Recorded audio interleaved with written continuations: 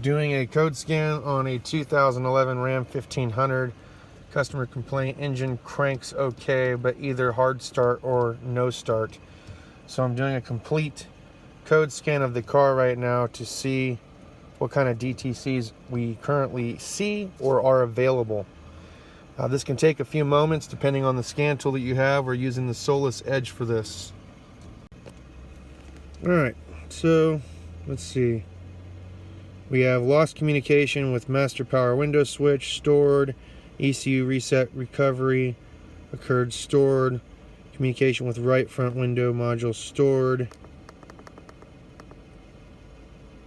ECU reset, stored. Drivetrain control module, transfer case range, digital position sensor performance active. Sensor supply 1 volt, circuit high, stored. System voltage low, signal below range, battery voltage low. Parktronics, tire monitors, so low tire pressure, need to check that out, or it could be a bad TPM sensor. I'm not seeing anything in here that would really make it for a hard start, no start. Another thing that you can check too is you want to see if you have any anti-theft or security theft issues by putting the key in and turning it on. There might be a little red light that blinks there on the dash. Let's see if it'll start. Okay, so far so good. Vehicle starts but then stalls out. So now what we're going to try to do is we're going to start it, take it down into a bay, and do a fuel pressure test.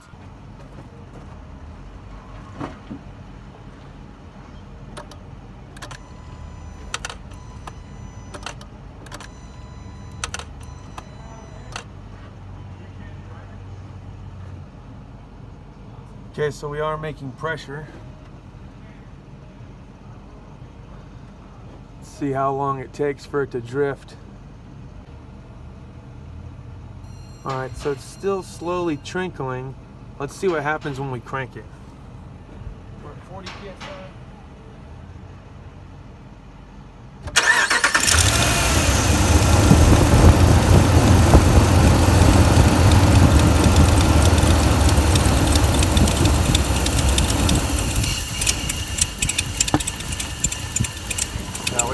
We lost absolutely all fuel pressure.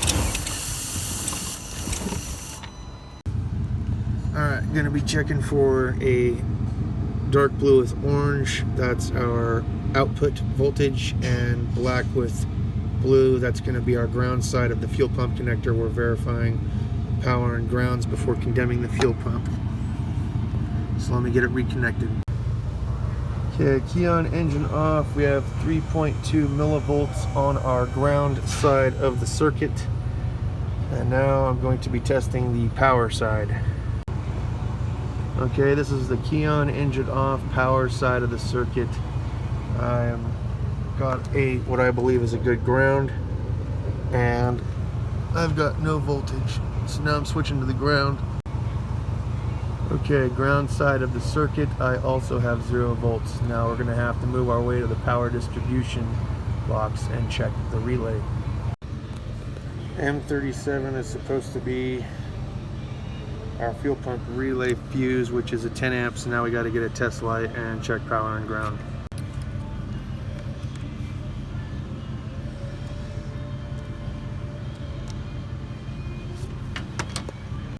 Can you please reach in and crank the car? I want to check the output voltage on this fuel pump. Yep. It might start. Oh, there, now I got some voltage. Yeah, go ahead.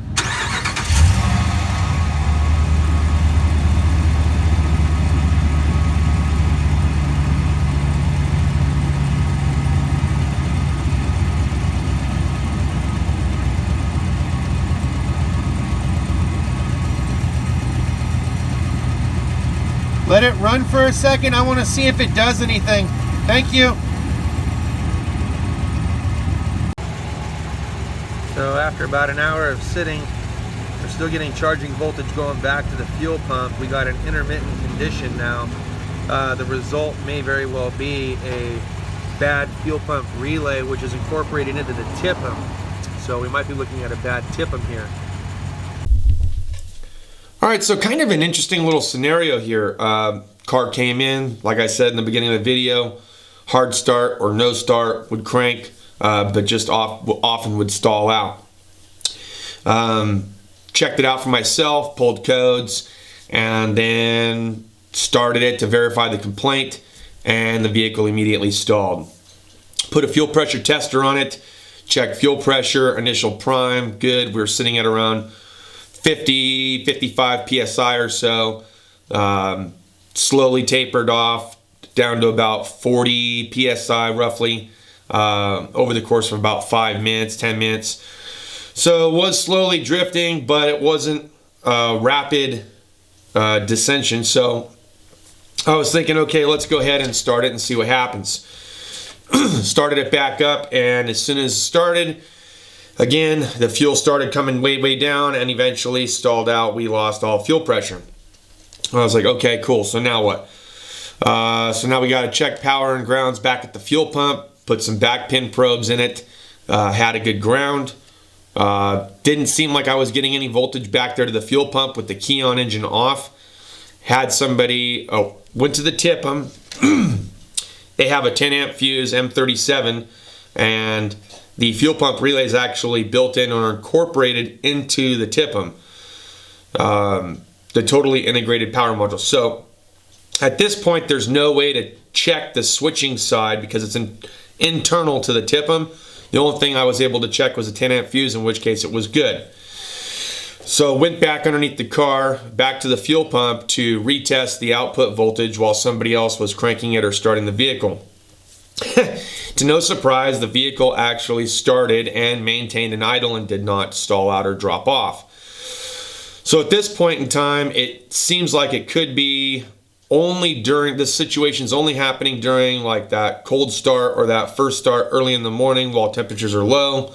And as the heat rises or ambient temperature comes up, the vehicle appears to run just fine. So now we're in an intermittent condition. The one thing that I kind of overlooked, had to go back through my notes of course, was that if I would have been a little bit more, I guess, if I would have paid a little bit more attention to the diagnostic trouble codes that I had, I would have caught the U code for the TIPM. I didn't catch it because there were so many codes for so many different other things. I think I accidentally passed by that code, but when my boss asked if I was sure that there was no DTCs, I went back through my information and I was like, actually, there is a code here, and it's a U code. It's a manufacturer code for implausible data received from the TIPM. So that at least gives us some kind of starting point for tomorrow. Now, I may not be the one to go back into it. I'm sure I have other things that I got coming up. I feel very fortunate and lucky enough to have been able to actually do some diag work between Friday, Monday, and Tuesday, just to kind of gain a little bit more experience on this side of the automotive realm. Like I said, most of my primary job and focus and function is the mechanical side and doing R&R. But it is really interesting, to say the least, some of the stuff that I've seen from the other side of the automotive realm, which is the diagnostic side. Let's talk about the TIPM real briefly, and then we'll wrap this up. So I just Google searched it because I don't have direct hit here at the house. We have that at work, but symptoms that could cause this. So potential causes are loose, corroded, bent, short circuit in the CAN bus harness, an error that has occurred in the TIPM logic, low voltage due to defective battery or corroded terminals, defective or shorted control module that has lost memory and will not restart due to temporary power loss, may need reprogramming or ping to restart, or defective TIPM. So those are some of the potential causes, and I will put the URL to where I got this information off of Google in case you guys have a Ram 1500 that has a TIPM incorporated in it, and then this way you guys can go back and read that information, revisit some of the other things that other people have left on there and how they went about diagnosing the issue. So hopefully that information helps you.